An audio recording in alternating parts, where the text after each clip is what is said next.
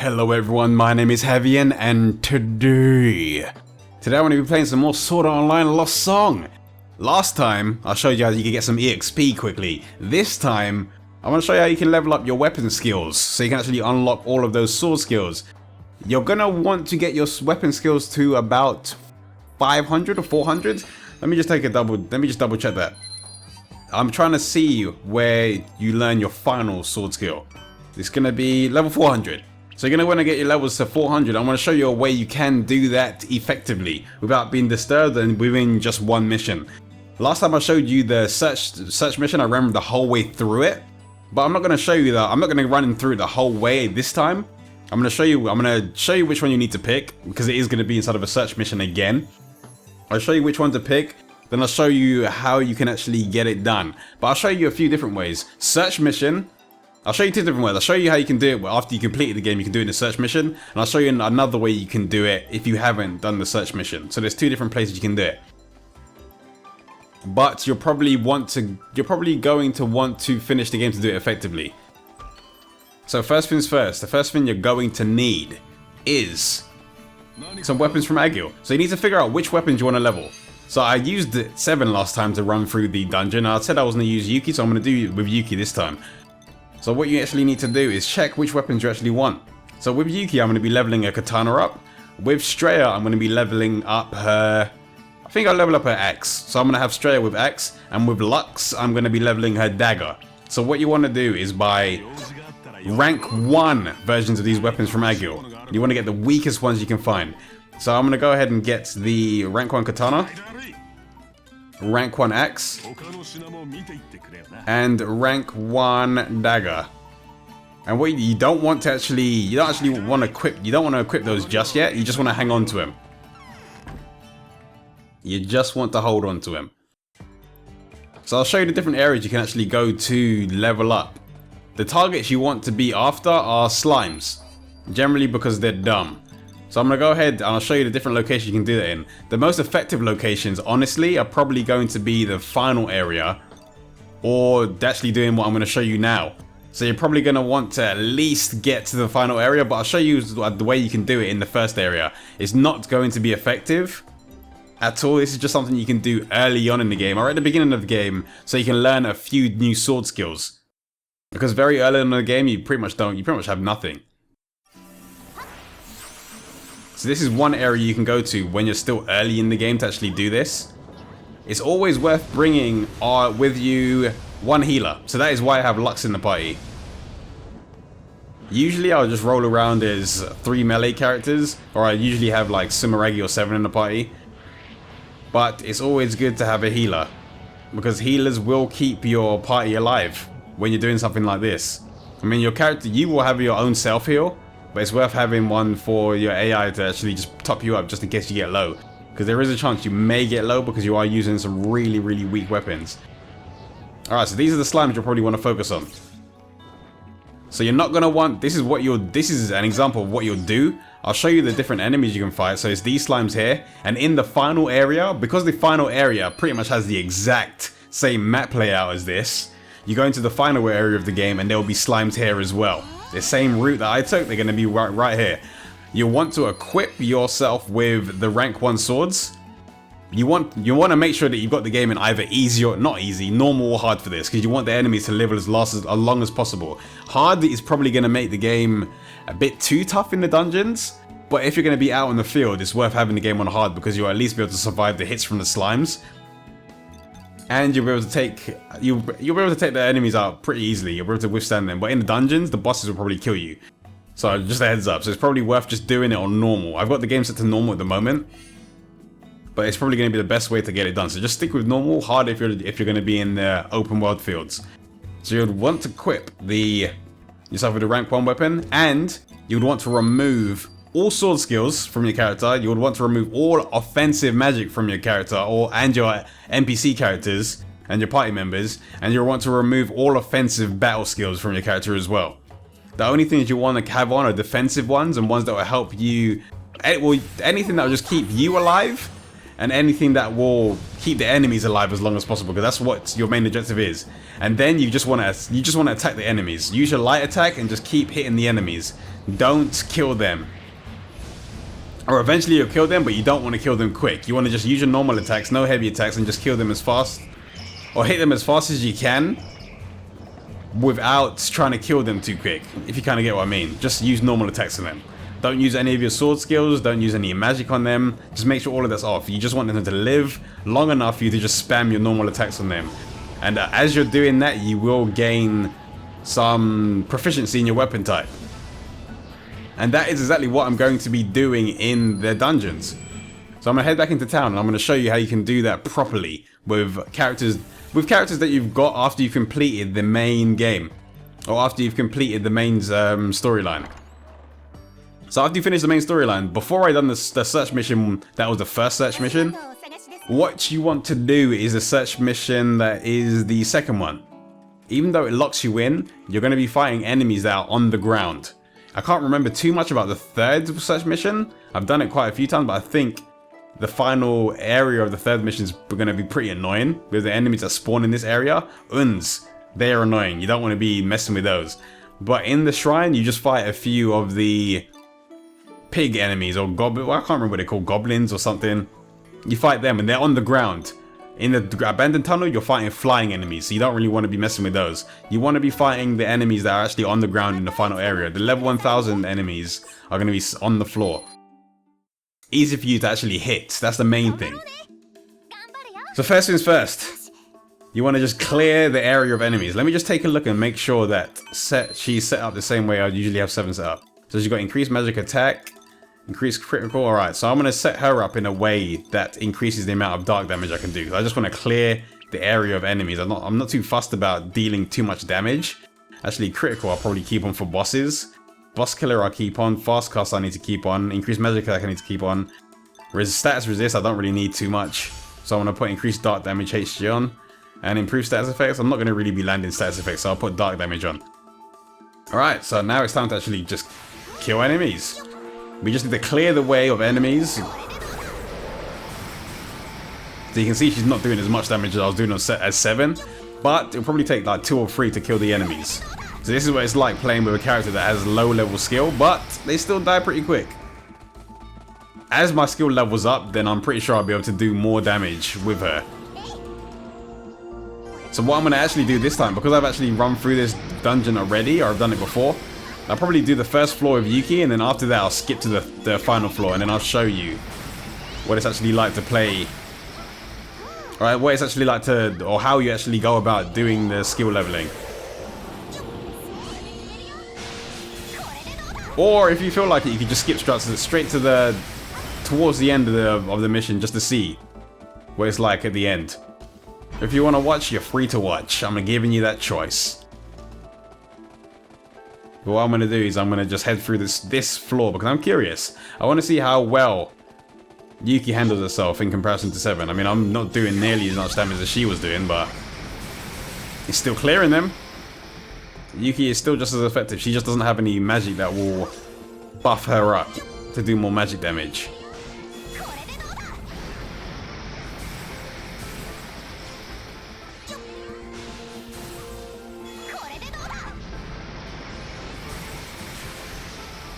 Stray is pretty much doing most of the damage here anyway.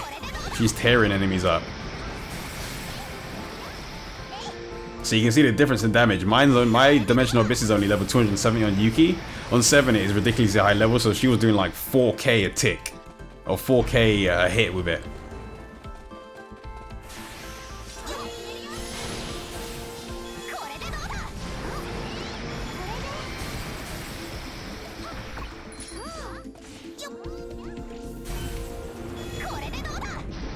I actually wanted to cancel that one, but didn't actually manage to do it. Alright, almost done with this floor. This floor is fairly quick, so I can get rid of enemies pretty fast.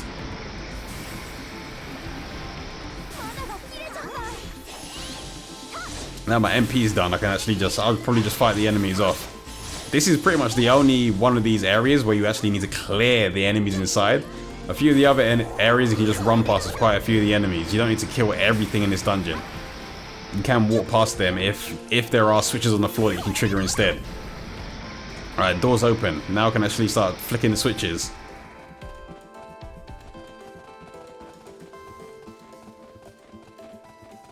Should be a switch in either the middle or the end of this room, and then there should be another one in the middle or the end of the next room. So I'm ignoring the enemies that are in here.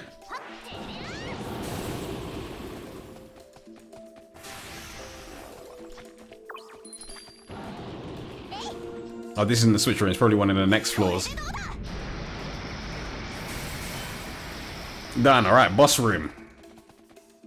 Just want to get rid of the boss as quick as possible, and then I'll skip to the next area.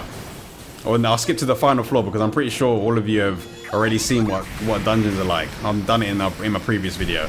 And I'm pretty sure you probably run dungeons as well. So what I'm going to do is I'm going to weaken these enemies. Let me just do what Yuki's best at. Crippling everything. There we go, that boss is crippled now.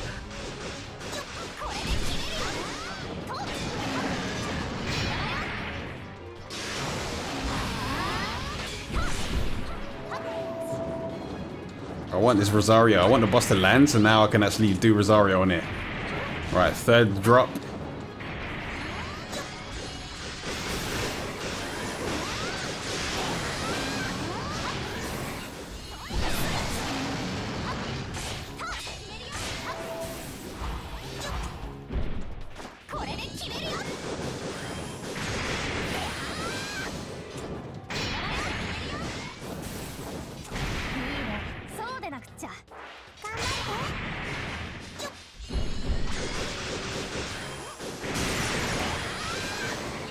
Another thing to consider is I'm probably doing a little bit less damage now as well, because I am playing this on normal difficulty.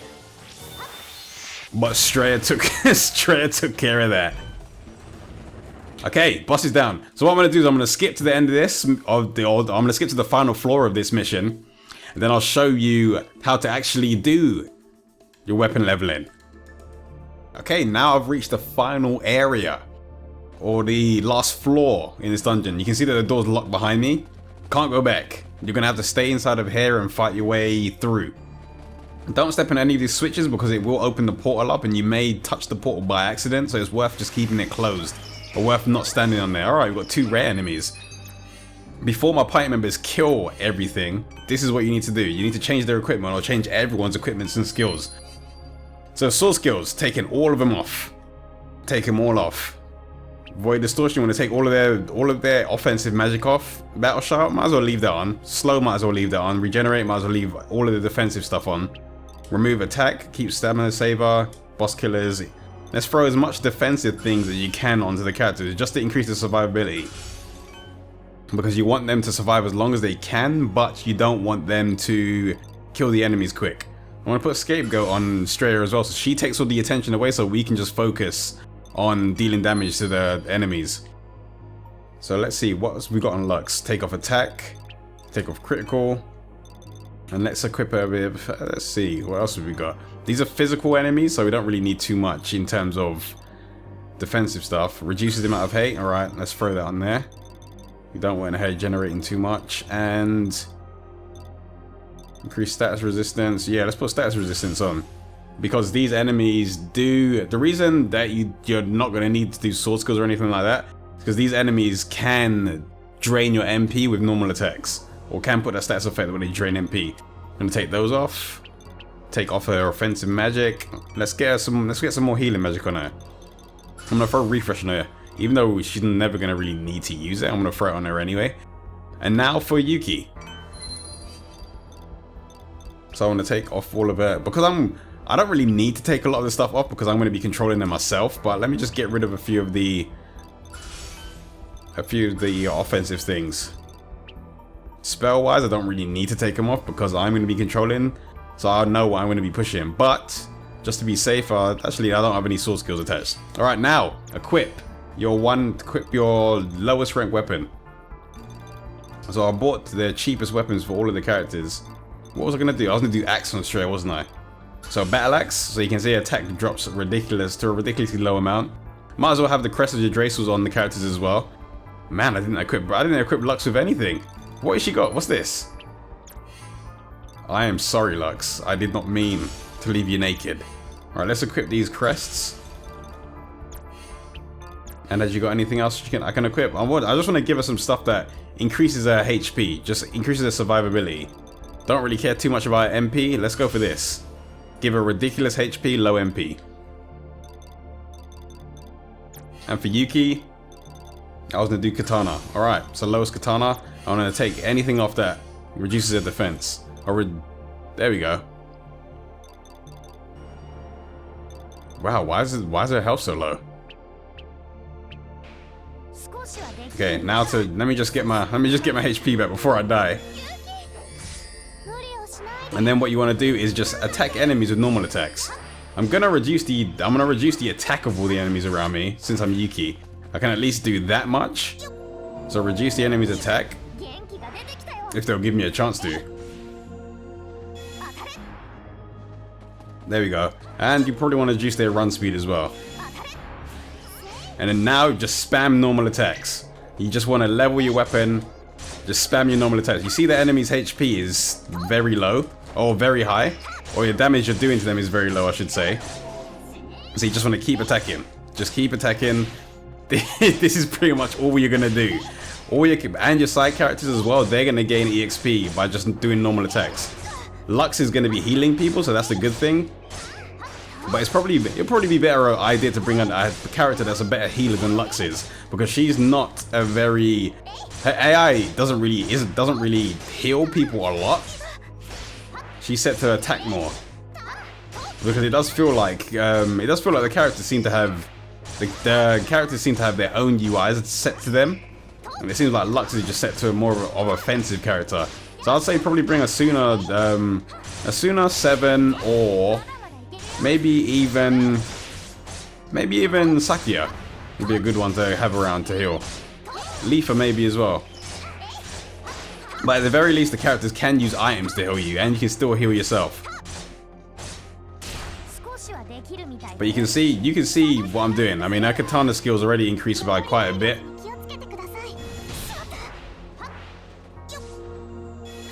Let me just heal myself up a little bit more. But you can see how long the enemy. You can see how much HP, or how much HP and how long it will take to actually kill these enemies. So you just keep on hitting. You're gonna get things thrown at you, but it doesn't matter. Just keep on attacking.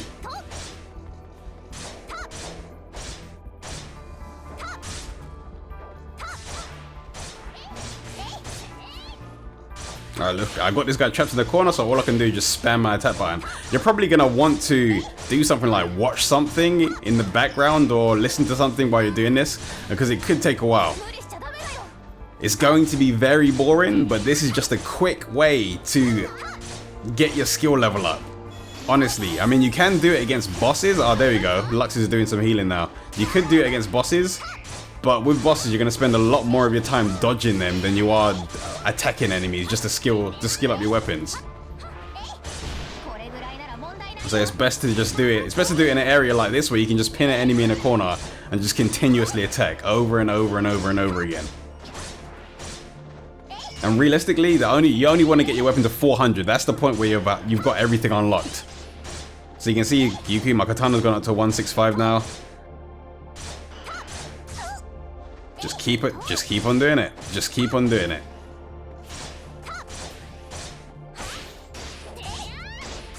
So now you can see what I was talking about with the MP drain. So I want to make sure I kill my character up before that totally drains out, before my MP totally drains. And I think I'll get a few of my debuffs off on them again, just before everything drains again. So reduce a bit of their attack, reduce their run speed, and then just go back in there. Let me top myself up.